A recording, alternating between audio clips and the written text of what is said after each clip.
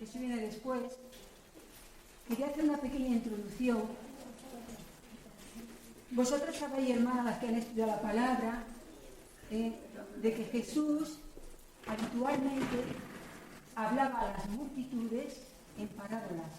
Él tenía esa costumbre, era su forma de hablar, de hablarle el mensaje de Dios al mundo, a las personas. Porque a través de las parábolas, él explicaba narraciones que eran muy sencillas y eran cotidianas, narraciones cotidianas. Entonces, y el objetivo era para enseñar una enseñanza espiritual y también para anunciar el reino de los cielos. Entonces, los discípulos estaban muy curiosos porque decía el Señor, ellos querían preguntar, decía, Señor, ¿por qué les hablas a la gente en parábolas? Claro, porque estaban los discípulos muy, muy curiosos de por qué Jesús le hablaba a la gente en parábolas. Y entonces ahora sí que vamos a leer en Mateo, capítulo 13, versículo del 10 al 10. Entonces, acercándose los discípulos, le dijeron, a lo que hemos dicho antes, ¿no? Los discípulos estaban curiosos y le preguntaron al Señor, ¿por qué les hablas en parábolas? Entonces, acercándose los discípulos, le dijeron, ¿por qué les hablas en parábolas? Él respondiendo les dijo, porque a vosotros os es dado saber los misterios del reino de los cielos. Amén. Fijaros bien, lo que le dice Jesús, a vosotros se os ha dado conocer el misterio del reino de los cielos, mas a ellos no les es dado. ¿Seguimos? Porque a cualquiera que tiene se le dará y tendrá más, pero al que no tiene, aún lo que tiene le será quitado. Por eso les hablo por parábolas, porque viendo no ven, y oyendo no oyen, ni entienden. De manera que se cumple en ellos la profecía de Isaías que dijo, de oídos oiréis y no entenderéis, y viendo veréis y no percibiréis. Porque el corazón de este pueblo se ha engrosado y con los oídos oyen pesadamente y han cerrado sus ojos para que no vean con los ojos y oigan con los oídos y con el corazón entiendan y se convierta y yo los sane. Pero bienaventurados vuestros ojos porque ven y vuestros oídos porque oyen. Amén. Aleluya, un aplauso al Señor.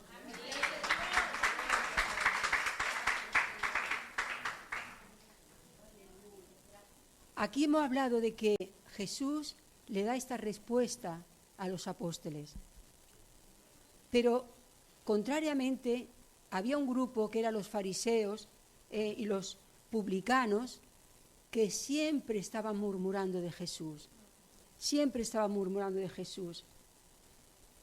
Y entonces, en Lucas 15:1, lo tengo apuntado, pero si lo quiere poner también Fabián, dice que se acercaban a Jesús todos los publicanos y los pecadores para oírle, y los fariseos, los escribas, murmuraban diciendo, este a los pecadores recibe y con ellos come. O sea que estaban siempre buscando la puntilla a Jesús para acusarles. Entonces, como respuesta a la murmuración indignada de los fariseos y escribas, quienes cuestionaban la conducta de Jesús de recibir a los pecadores y admitirlos en su mesa, les relata 3 parábolas. Una es la de la oveja perdida, otra es la moneda perdida y la otra es la parábola del hijo pródigo, que es con la que esta tarde queremos meditar. Cada parábola tiene un sentido, un significado. No todas es lo mismo, pero todas tenían un significado. Muchos, tristemente, hoy día no entienden el mensaje de Dios, por más que le hables. Como dice en Mateo 22:14, muchos son los llamados y pocos los escogidos. Hay quienes ni quieren, o sea, que aunque le hables que no quieren saber nada, no les importa, no se preocupan. Por lo tanto, cuántas gracias, hermanas, tenemos que dar al Señor de que nos haya revelado su palabra a nosotros, a sus hijas. Y para uno entender la palabra de Dios hay que nacer de nuevo, ¿verdad? Y gracias a Dios porque nosotras hemos nacido de nuevo. Por eso el Espíritu Santo nos revela la palabra y podemos entenderla. Así que damos gracias al Señor por eso. Así que dice el Señor, bienaventurados vuestros ojos porque ven y vuestros oídos porque oyen. Aleluya. Somos bienaventurados, hermana, bienaventuradas. Así que vamos a ver qué es lo que nos dice esta parábola del hijo pródigo. Y ahora vamos a leer, vamos a ir a Lucas, ¿vale? Ahora sí que vamos a ir a Lucas, gloria a Dios.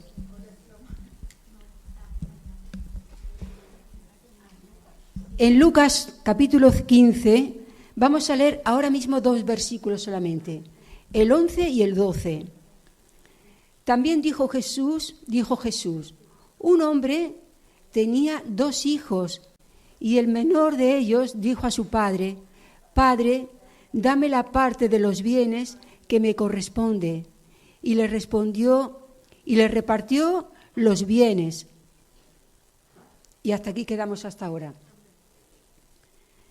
Para recibir la herencia, según un comentario que he estado leyendo, el hijo menor tenía que esperar a que su padre falleciera para recibir su herencia, pero él no quiso esperar y la solicitó anticipadamente. O sea, no le correspondía la herencia, pero él estaba ansioso por coger el dinero, por recibirla. Esta solicitud era impropia, ya que la herencia se recibía tras el fallecimiento del padre. El hijo pródigo, en lugar de esperar a la muerte de su padre, prefirió pedir la parte de su herencia anticipadamente para poder gastarla como él quisiera. Entonces, yo hago una pregunta. ¿Qué demostró el hijo al pedir su herencia? Tenemos que pensar un poquito y meternos un poquito en lo que es en la historia que Jesús está explicando, porque está explicando una narración, una historia, pero con un fin que es espiritual. Entonces vamos a mirar qué él dice, qué demostró el hijo al pedir su herencia. Yo he puesto aquí que esta acción era considerada una falta de respeto hacia su padre, ya que la herencia se repartía al momento de la muerte. O sea que aquí está demostrando una falta de consideración, de respeto hacia su padre. El hijo menor quería vivir una vida de placeres y libertinaje, pero no estaba dispuesto a esperar que su padre muriera para poder tener acceso a su herencia. Entonces vemos que el hijo menor, con su petición, reflejaba la condición de su corazón. Aquí estamos viendo cómo era ese chico, qué es lo que estaba reflejando. La avaricia, el deseo de independizarse. ¿Podéis vosotros también decir alguna cosa? ¿Qué os parece? ¿Qué reflejaba en su corazón? Muy bien. Falta de amor por el padre, la rebeldía ante la autoridad del padre, el deseo de querer experimentar el mundo que tanto le atraía. Él deseaba experimentar, quería salir fuera de la cobertura de su padre y vivir su vida a su manera. Vivía a su manera, ¿verdad? Entonces, ¿cómo actuó el padre ante la rogativa de su hijo? ¿qué pensáis vosotros? ¿Cómo actuaría un padre cuando un hijo te viene y te dice, padre, quiero que me des mi herencia? Una herencia que en realidad no le correspondía todavía. ¿Eh? Claro, no quiso negarse el padre. El padre no podía estar de acuerdo porque sabía lo que su hijo le pedía, era para su mal. O sea, no estaba de acuerdo. El padre, no, ¿cómo un padre puede estar de acuerdo? No puede estar de acuerdo en darle al hijo lo que quería porque sabía que no le iba a hacer bien, que iba a ser para su mal. Porque el padre conocía al hijo. Pero ante la insistencia y persistencia de su hijo, el padre, ¿qué hizo? Accedió y le dio la herencia, ¿no? Y con todo, se lo dio con todo el dolor de su corazón, porque al padre no le hizo ninguna gracia, ¿verdad?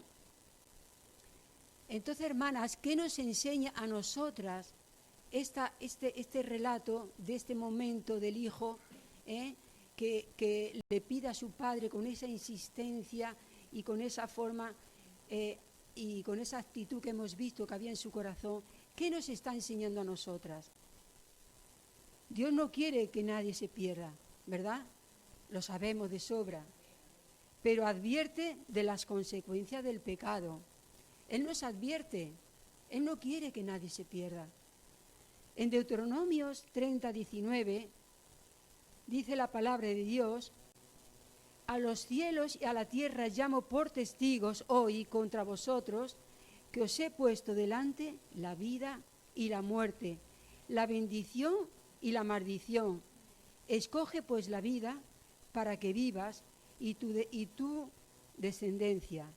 O sea, Dios nos dice, yo te doy libertad, yo te aconsejo mejor que escoja lo bueno, la bendición, que escoja lo que yo te aconsejo, y te irá bien las cosas. Entonces, en Gálatas 5:13 dice, porque a vosotros, hermanos, a libertad fuisteis llamados, solamente que no uséis la libertad como ocasión para la carne.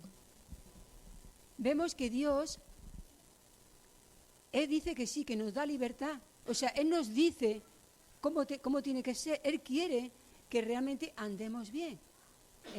Pero luego en ti está el coger lo bueno o lo malo.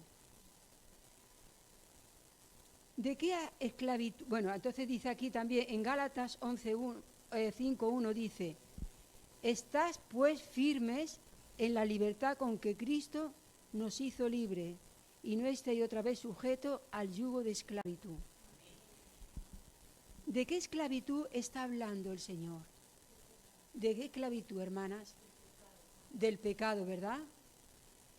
Dice Juan 8:34. Si lo ponemos ahí, porque el hermano Fabián es muy rápido. Jesús le respondió diciendo, de cierto os digo, que todo aquel que hace pecado, esclavo es del pecado. ¿Verdad? Cuando uno no obedece y hace más caso al pecado, te haces esclavo del pecado. ¿Verdad? Es como un drogadicto que empieza con la droga y se hace esclavo de la droga. Pues así pasa, te haces esclavo. Y Dios dice que Dios nos ha hecho libre de ese pecado, para vivir en la libertad en Cristo, ¿verdad? No quiere que estemos ya bajo ese yugo de la ley. Aleluya. Cada uno recibe las consecuencias de su elección, ¿verdad? Para bien o para mal. O sea que eso ya depende de cada uno. Según dice el padre, hablando de su hijo menor, su hijo estaba muerto. El padre consideraba al hijo como muerto, ¿verdad? Y en Efesios 2:1 dice, a ver, ¿alguno que lo lea? Que lo lea. Efesios 2:1.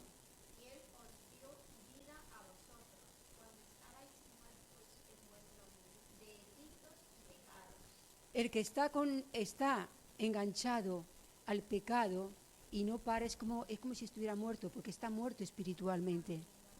Está muerto, ¿verdad?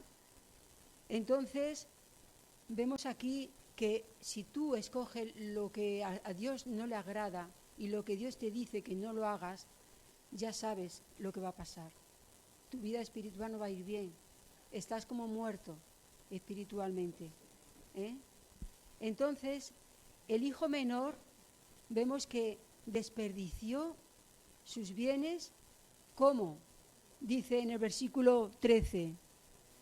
Vamos a leerlo. Dice, no muchos días después, juntándolo todo, el hijo menor se fue lejos a una provincia apartada y allí desperdició sus bienes viviendo perdidamente.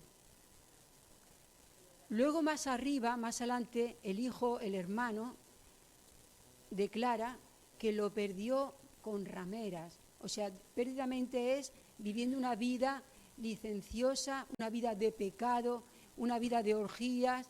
O sea que fue terrible como él malgastó el dinero. ¿De qué forma? Cómo a veces el enemigo te ciega la mente y por más que tu padre, por más que tu hermano te diga, tú sigues por ahí, estás como cegado, ¿verdad? Entonces, vemos que él lo perdió perdidamente. Y cuando todo lo hubo malgastado, en el 14, dice que vino una gran hambre en aquella provincia y comenzó a faltarle y fue y se arrimó a uno de los ciudadanos de aquella tierra, el cual envió a su hacienda para que apacentase cerdos. Fíjate hasta dónde fue a parar. Y además, fijaros bien que en aquella época, para un judío, el estar cuidando cerdo era algo abominable, puesto que los judíos, el cerdo era inmundo, que incluso no podían ni tocarlo. Pero fijaros a qué extremo de bajeza llegó su pecado, su mal proceder, de forma que se vio ahora sin nada, se vio arruinado, todo lo había perdido, y vemos en la condición que está. ¿Vale? Entonces,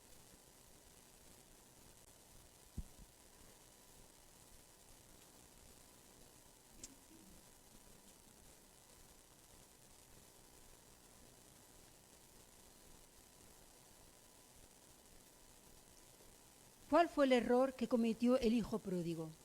Porque aquí cometió un error muy grande. La desobediencia. ¿Qué más? Muy bien. ¿Qué más? ¿Qué errores cometió el hijo pródigo?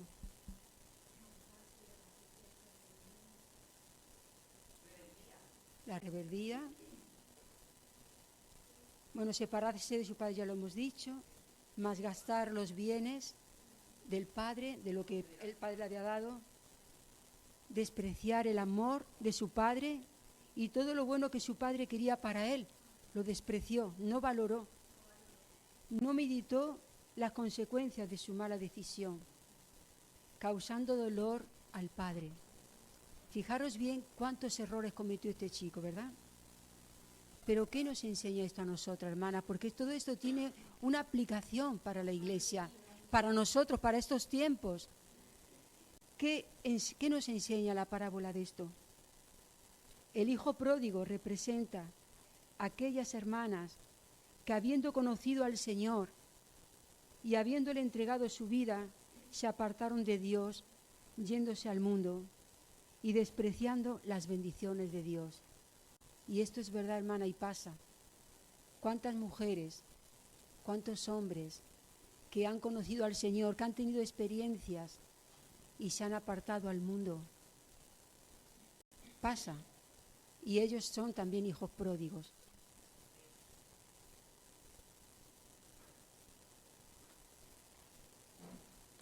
Qué triste, ¿no?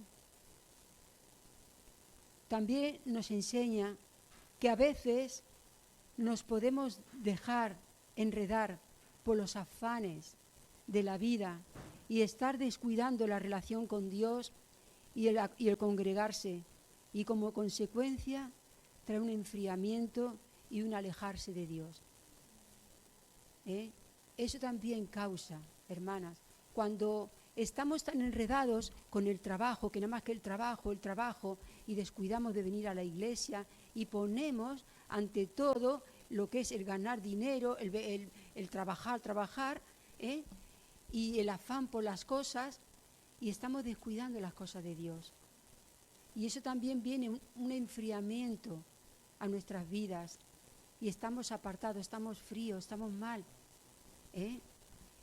Y hay también otra cosa, hay muchas personas que dicen, bueno, yo también creo en Dios y amo al Señor, pero bueno, yo no hace falta que vaya a la iglesia, yo en mi casa, porque yo conozco gente y tengo familia que le pasa eso, que tuvieron una experiencia con el Señor. Dios les bautizó en lenguas, pero qué pena que dejó de venir a la iglesia y lleva años. Sí es una persona que da testimonio, que ya habla del Señor, pero no se congrega para nada. Piensan que porque ya están en su casa, que llaman al Señor y todo, ya está, pero no. Porque Dios constituyó la iglesia. Cuando Él empezó su ministerio, ¿a quién llamó? A los 12 apóstoles. Constituyó un grupo para que le siguiera y estuvieran con Él, ¿verdad? Luego después, cuando la iglesia fue creciendo, al final tuvieron que buscar un lugar para congregarse, porque la iglesia no es que sea el templo, la iglesia somos el pueblo de Dios. Donde el pueblo se reúne, allí es iglesia. Donde nosotros nos reunimos es iglesia. Si nosotros nos reunimos en la playa, estamos allí formando una iglesia. Si normalmente tenemos costumbre de ir a un sitio, es el lugar ese. Porque normalmente cuando uno tiene un lugar, ese lugar está consagrado para el Señor, para alabar su nombre, para adorarle. No es un lugar que esté para ahora discoteca y para otras cosas mundanas, sino es un lugar que está reservado para adorar al Señor, para que los santos se reúnan a alabar al Señor y bendecir su nombre y leer la palabra. Por eso es importante la iglesia. Dios la ha constituido. Entonces no es suficiente con que uno esté en su casa.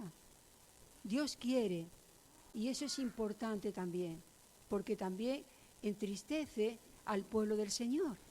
Porque ¿quién nos entristece cuando vemos que un hermano o una hermana queridos no vienen?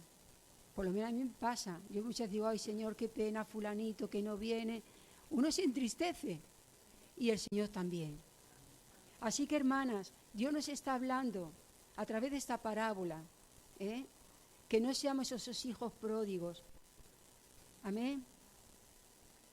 Dice en Hebreos 13:5, sean vuestras costumbres sin avaricia, contentos con lo que tenéis ahora, porque Él dijo, no te desampararé ni te dejaré. Y también en Mateo 6, 19, 21, ¿qué dice la palabra de Dios?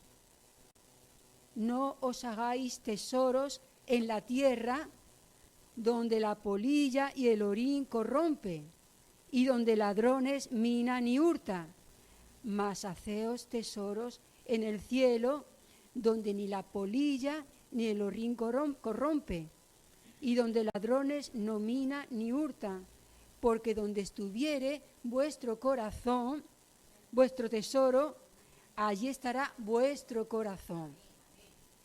El Señor no quiere que pongamos ante de Él todas las cosas materiales, porque esto es una cosa que pasa, hermana, y no sabemos. Mira ahora en Ucrania, hablando ahora de la hermana, personas que tenían sus casas, que tenían sus bienes, sus trabajos, todo con sus casas bien puestas. ¿Y qué pasó? ¿Qué vino de repente? El enemigo vino a querer invadir ese país y destruyendo las vidas, las casas. ¿Qué pasa también? Nos puede venir cualquier cosa y el Señor te lleva. ¿Y de qué te ha servido tanto afanarte? Si luego ya te has ido y ha quedado todo aquí, porque nada nos vamos a llevar.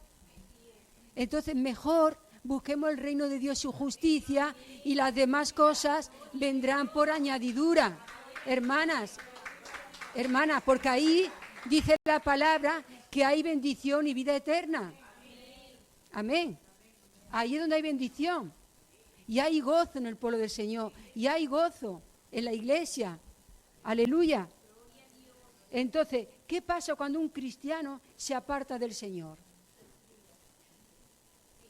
¿Qué pasa? Se enfría, ¿no? Pero ¿qué dice el Señor en Isaías 31? Hay una palabra fuerte que el Señor está diciendo.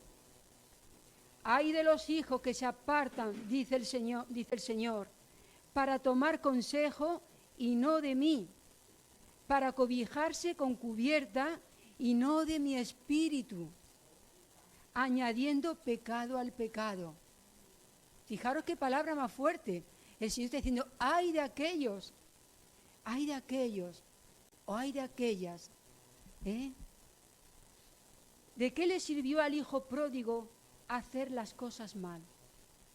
¿De qué le sirvió? De nada, ¿verdad? Lo hemos visto cómo destruyó toda la riqueza que el padre le había dado, que seguramente el padre tuvo que vender hacienda, que tendría tierras, para poder darle a su hijo la parte que le corresponde. Fijaros bien hasta dónde llegó ese hijo. Qué dolor más grande, ¿verdad, hermanas? Aleluya. Ahora me estaba acordando, es como una señora que tenía su casa, una torre allí cerca de donde yo vivo. Y esta mujer, ¿qué hizo? Dio la herencia suya, me ha venido esto ahora, gloria a Dios. Dio su herencia, se la dio a sus hijos. ¿Sabéis qué hicieron los hijos? Después la metieron en un asilo y vendieron la casa. ¿No es doloroso eso, hermanos? ¿No es doloroso que el padre trabajaría el hombre para tener todos sus bienes, toda su riqueza para sus hijos, para el día de mañana? Pero ¿qué hizo este hijo? Mal desagradecido. Lo vendió, lo malgastó todo. Y nada menos que con mujeres. Ya ven que lo malgastó.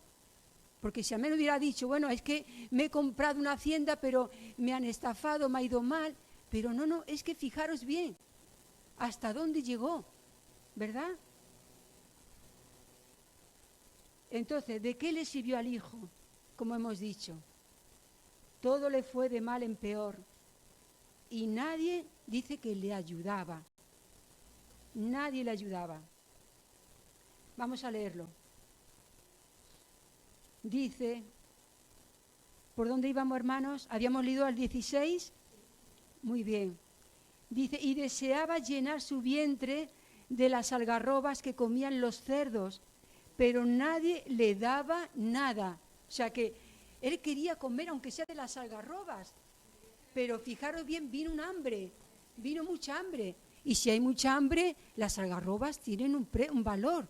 ¿Cómo le van a dar a este hombre las algarrobas? O sea que nadie le daba, porque entonces en ese momento las algarrobas tenían mucho valor. Y volviendo en sí, dijo, ¿cuántos jornaleros en la casa de mi padre tiene abundancia de pan y yo aquí perezco de hambre? Me levantaré e iré a mi padre y le diré, Padre, he pecado contra el cielo y contra ti, ya no soy digno de ser llamado tu hijo. Hazme como uno de tus jornaleros. Paramos aquí. Fíjate. Pero vamos a ver ahora. Hemos dicho de qué le sirvió al hijo el hacer las cosas mal. Hemos aclarado las consecuencias y todo lo que le pasó. Pero también quiero que hagamos una reflexión. ¿Qué nos dice esto Dios a nosotras? Que alejadas de Dios, nada somos. Alejadas de Dios, por más riqueza que tengas, no te sirve de nada. No somos nada. La vida no tiene sentido, hermanas, fuera de Dios. Él es el que da sentido a todas las cosas. Amén. Es el que bendice tu casa. es el que te ayuda, te levanta, te fortalece. Amén. Y el que nos da gozo. Aleluya. Fuera de él nada podemos hacer. Que lo que Dios nos dice, otra de las cosas que aprendemos y que nos enseña el Señor, siempre es para bien. Cuando Dios nos dice algo, es para bien, no para mal. Amén. Entonces vemos que el hijo menor, a consecuencia de todo esto, se dio cuenta de su gran error. Esto le llevó a reflexionar. Y en Lucas 15, del 17 al 19, dice, bueno, vamos a leerlo. Del 17 al 19. Bueno, ya lo hemos leído antes. Pasa que yo me he adelantado. Bueno, lo que hemos leído. Dijo, me levantaré, iré a mi padre y le diré, Padre, he pecado contra el cielo y contra ti. Ya no soy digno de ser llamado tu hijo. Cómo él se reconoció que lo que había hecho, que no era digno de ser hijo de su padre. Hazme como uno de tus jornaleros. O sea, él ya se conformaba con que trabajar como uno de sus jornaleros. ¿Verdad? Entonces, es triste que a veces para reaccionar, es triste que para que reaccionemos a veces tengamos que tocar fondo. A veces, cuando tocas fondo, es cuando a veces te das cuenta. Pero es triste tener que llegar a ese extremo. Dios no quiere que lleguemos a ese extremo. Dios nos avisa para que no tropecemos. Pero qué es triste, ¿no? Cuando nos vemos sin ninguna salida, entonces cuando nos vemos sin ninguna salida, más que volver a la casa del Padre. Entonces esto nos ayuda a que realmente, cuando nos vemos así, desesperadas, donde no tenemos salida, donde parece que nada sale bien, entonces cuando realmente vamos humilladas al Señor, a la casa del Padre. No es necesario que tengamos que tocar fondo, hermanas, para volver a la casa del Padre. No es necesario, hermanas. El Padre, desde el primer día, estaba esperando la vuelta de su Hijo. El Padre, desde el primer día, volvió a la casa del Padre arrepentido y a pedirle perdón.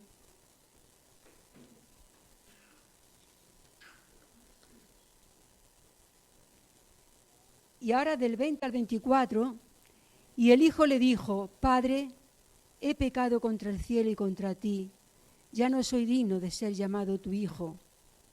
Pero el Padre dijo a su Hijo,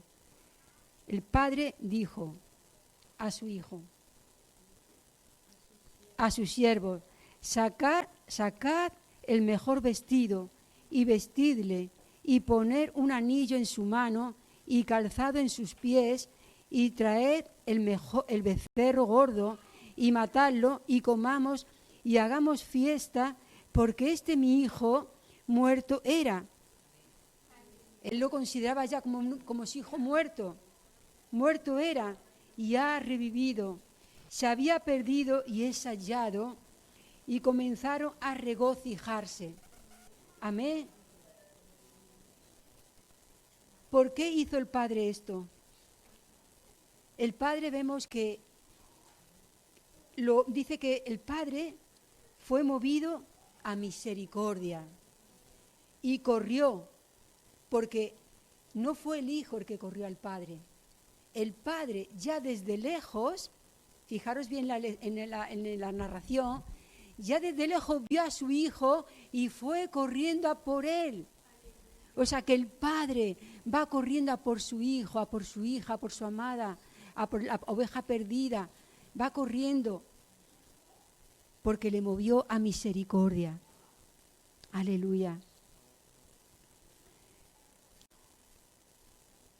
A Dios no le importa en la condición que vuelvas. Lo que Él quiere es que sus hijas pródigas vuelvan arrepentidas de corazón. Pero observa, El padre, cuando vio al hijo, aún sin éste saberlo, pidió perdón, se llenó de gozo. O sea, el padre cuando vio al hijo, y aún sin éste haberle pedido perdón, se llenó de gozo por el solo hecho de ver que su hijo había vuelto. O sea que antes de que el hijo llegara y le pidiera perdón, ya el padre solamente cuando lo vio se llenó su corazón de gozo. Hermanas, cuando vio a su hijo, qué alegría más grande. Yo me lo imagino porque yo como madre que tengo hijos, cuando tú ves que tu hijo viene y lo ves andrajoso por ahí, que tú lo estás viendo, imaginaros la escena, con las ropas mal, descalzo, ¿cómo no te mueves a misericordia? Y oliendo a cerdos, hermanas, a la pociga de los cerdos, ¿cómo no se conmovió el corazón de Padre? ¿Cómo no se va a conmover el corazón de Dios cuando ve a sus hijos ya entrar por las puertas? Su corazón se alegra, hermanas. Si tú eres una pródiga, esto va para ti. Si hay alguna pródiga o te has apartado un poco del Señor, que sepas que el hecho de que ya estés aquí, el Padre se llena de alegría y de misericordia. Entonces aprovecha este momento para ponerte a cuentas con Él. Aprovecha. Fabián, ves poniendo un poquito la música que te dije. Aprovecha para ponerte a cuenta con Él.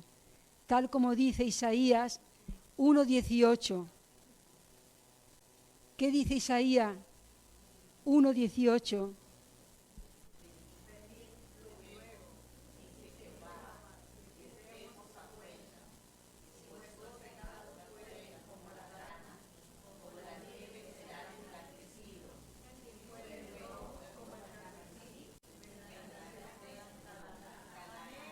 Amén. Qué lindo, ¿verdad? Aleluya. Dice, venid a mí y echemos a cuenta, que si vuestros pecados fueren como la grana, Dios los va a limpiar. Aleluya. Qué hermoso nuestro Padre Celestial. Qué hermoso que Él pone esta parábola para enseñar una verdad. Cómo el Señor está esperando a sus hijos pródigos. Entonces, hermanas,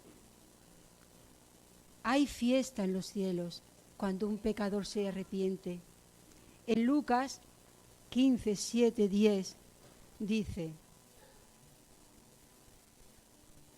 en el Lucas 15, 7, os digo que así habrá más gozo en el cielo por un pecador que se arrepiente que por 99 justos que no necesitan arrepentimiento. Y ahora en el versículo 10 dice, así os digo, que hay gozo delante de los ángeles de Dios por un pecador que se arrepiente. Fijaros, hermanas, hasta dónde llega el gozo del Señor, que dice que hasta los ángeles están gozosos, hay fiesta en el cielo por un pecador que se arrepiente, hermanas. Aleluya, no tenemos motivos para darle gracias al Señor. Así que, como conclusión, la parábola del Hijo Pródigo nos enseña que el amor y la misericordia de Dios no depende de nuestros méritos, sino de su infinita misericordia y gracia. Amén. Así que, hermanas, yo no sé cuántas hijas aquí puede haber pródigas o cuántas hijas están así medio apartadas. Dios te hace un llamado en esta tarde. Quiere que hagas una reflexión de cómo está tu vida, si estás realmente como al Señor le agrada, si estás realmente andando como Dios quiere. Es ahora tiempo de ponerte a cuenta con el Señor. Amén. Así que, hermana, vamos a orar.